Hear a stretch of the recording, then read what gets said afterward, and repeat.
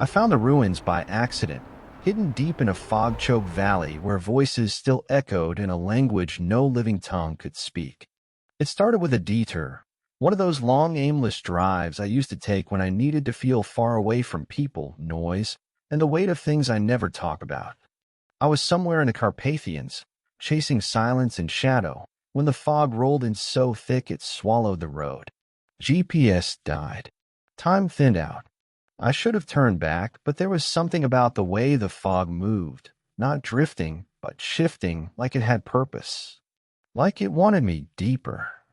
Eventually, I came to a clearing where the trees fell away like they'd been scared off. The fog pooled low and heavy there, clinging to stone that looked older than the forest itself.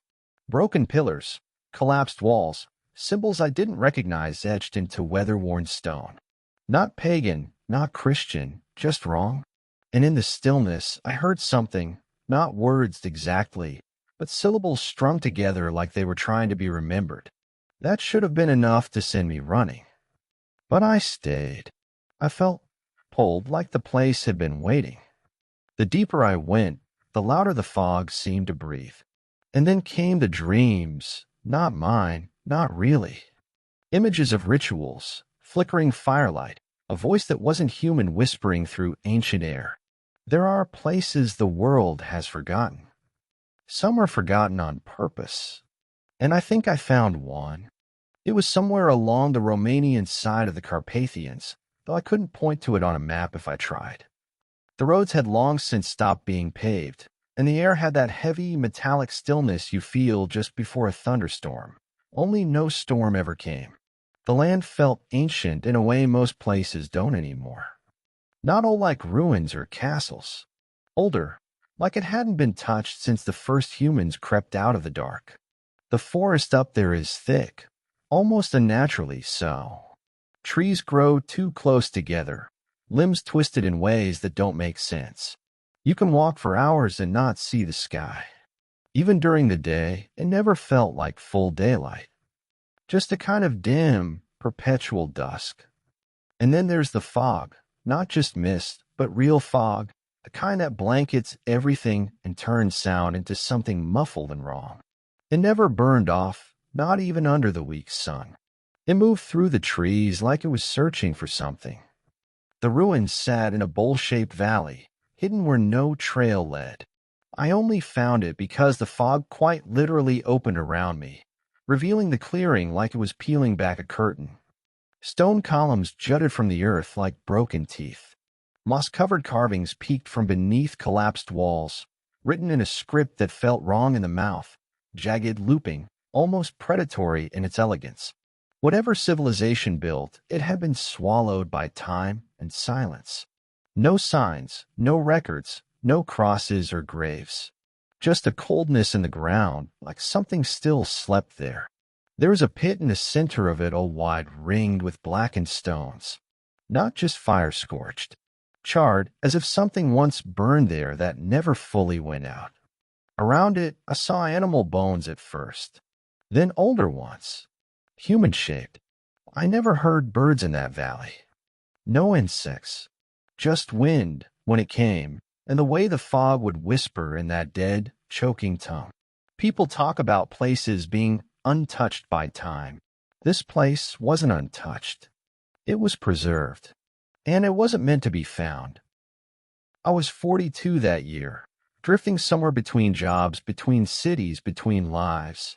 I left London a few months earlier after things with Claire finally fell apart. No grand betrayal, just a slow, silent undoing. We lost each other in the space between words, and by the time we noticed, it was already too late. I didn't fight it. I never really fought for much. Not anymore. I used to be a history teacher. University level. Specialized in early European civilizations, pre-Roman tribal structures, linguistic roots, things most people found dull. But I always loved the gaps more than the facts. The blank spaces on old maps. The parts historians didn't agree on. I think that's what drew me into those hills. I told myself it was just a trip, just a distraction. But deep down, I was looking for something ancient and untouched, something I couldn't explain away with dates and lectures. I've never been the adventurous type, never went backpacking, never broke a bone. My life was built on routine, books, and keeping the world at arm's length. But there's something about grief that peels back the skin of your ordinary life and shows you what's underneath. For me, it was restlessness, a kind of haunted inertia. I didn't want to die, but I didn't much care what happened either. That's the man who found the valley. Not a hero, not a brave soul chasing ghosts. Just a tired, lonely academic who wandered too far off the path. And when things started happening, when the fog spoke, when the dreams turned violent, I didn't run. I rationalized. I told myself it was stress, fatigue, my mind stitching together symbols and shapes from years of buried study. That's how far the mind will go to protect itself. But I learned something in that place. Even the most skeptical man will believe in monsters if he stays in the dark long enough. Especially when the dark starts whispering in a voice he almost understands. I didn't survive because I was brave. I survived because something down there let me go. It wasn't a creature in the way most people think of creatures. It had no face, no form you could see with your eyes, not unless it wanted you to. What lived in that valley was older than any god we still name, and far more patient. The villagers in the nearby regions, those who still whispered the old stories, called it limba morta, the dead tongue. Not a demon, not a spirit, something in between. Something that had once been worshipped and then sealed, buried beneath its own altar when the world grew too loud with new gods. It was a voice. That was the first rule. It came as a voice. Not audible at first, but felt, a pressure in the skull, like a forgotten language scraping its way back into memory. It didn't speak to you. It spoke through you. In dreams, in thoughts, sometimes in the mouths of others. A language no longer spoken by man, but one your bones somehow remembered. The second rule was silence. You couldn't talk about what you saw without the fog returning. The moment you gave it language, gave it shape, it followed. It clung to sound like a parasite. That's why no records of the place remain. Those who spoke of it vanished. Those who listened too long went mad, or worse, became conduits. The third rule was the pit. You could stand in the ruins, even wander the forest's edge, but the pit was a boundary, a gate. The deeper the fog drew you in, the closer you came to it. That's where the voice was loudest. That's where it fed. Limba Morta didn't kill quickly. It wanted to be remembered. It wanted to return. It infected thought like rot beneath floorboards, slow, quiet, irreversible. You wouldn't even know you'd been marked until the words started forming behind your teeth in the dark, until you found yourself murmuring phrases you'd never learned, facing corners of your home as though someone was waiting there, listening. And once it knew your name, it never truly let go. It didn't happen all at once. The horror came slow, quiet, like water rising in a locked room. By the time I realized I was drowning, it was already too late to hold my breath. The first thing I noticed was how familiar the carvings looked. Not readable, not in any academic sense, but recognizable, as though the symbols had been sitting in the corners of my mind for years, just waiting for the right light to cast their shadows. At night, I started dreaming in whispers. I couldn't recall the words upon waking, but I'd feel their echo in my throat, like I'd been speaking in my sleep. Once, I woke up outside my car, barefoot in the moss, standing at the edge of the ruins, muttering something under my breath. My tongue moved as if it had always known the shape of those syllables. The fog never left, not completely. It would clear just enough to trick the eye, to make me think I saw movement where there was none. I started hearing breathing, faint and wet, coming from the trees. One night, I turned and caught sight of something standing just beyond the broken columns. Tall, still, like a figure carved from smoke. I called out, more out of reflex than courage, but it didn't move. It didn't need to. It only watched. And I realized I wasn't exploring the ruins. I was being examined, not by one thing, but many, like an audience behind the fog. The whispers didn't stay in the dreams. I began hearing them during the day, a constant hum behind the wind. At first, I blamed fatigue. Then I noticed birds avoiding the valley entirely, even as the trees were thick with nests beyond its edge. In town, a local woman I tried to question about the sight stared at me too long, then spat on the floor and muttered something I barely caught. He speaks it now. That night, my nose bled. The mirror showed dark veins curling beneath my skin, just beneath the surface, lines that mirrored the carvings on the stone. I tried to leave. I packed up, started the car, drove for hours. When I stopped for fuel, I realized I'd looped back, the fog rising again around a road I knew I hadn't taken. It all led back to the pit. I don't remember walking there. I remember standing at its edge, heart beating like it was trying to climb out of my chest. The fog pressed close, almost solid. The stones around the pit pulsed, not with light, but with memory. My memory. I saw flashes of my life that were mine, faces in torchlight, a language spoken with reverence, a figure tall, shrouded, mouthless, anointed in blood, and I felt the pull. A demand speak. Just one word. Just one syllable in the dead tongue. That was all it wanted. A vessel. A voice. A door opened through sound. And in that moment, I understood. If I spoke, I'd never be myself again. I'd live, yes, walk back into the world, but not as me. I'd carry it in my mouth, in my breath, in every word I spoke to another living soul. It would spread, quietly, like mold, or I could refuse, be swallowed by the pit, body forgotten, mind unraveled, perhaps a mercy, perhaps a warning.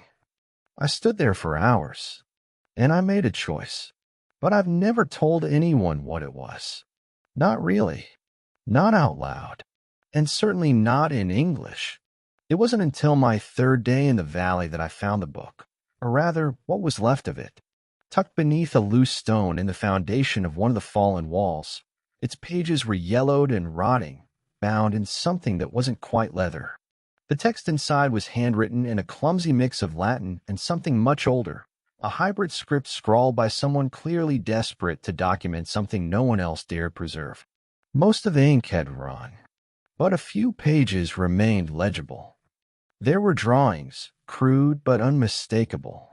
The ruins were once a temple, not to a god, but to a voice, a being the locals once called Sai Faragura, those without mouths, plural. The text was unclear whether that was literal or symbolic. They were said to be the remnants of something that predated language itself. Not demons, not spirits. Frequencies made flesh.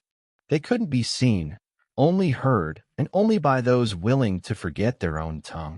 There was mention of a priesthood. Not religious in the modern sense, more like caretakers of a curse. The early villagers didn't worship the voice. They contained it. Their rituals weren't for summoning. They were for silencing. The pit had once been deeper, covered by stone and sealed with ash and salt. But something weakened. A line in the margins, hastily added in a different hand, suggested what might have caused it. Too many gone. No more keepers.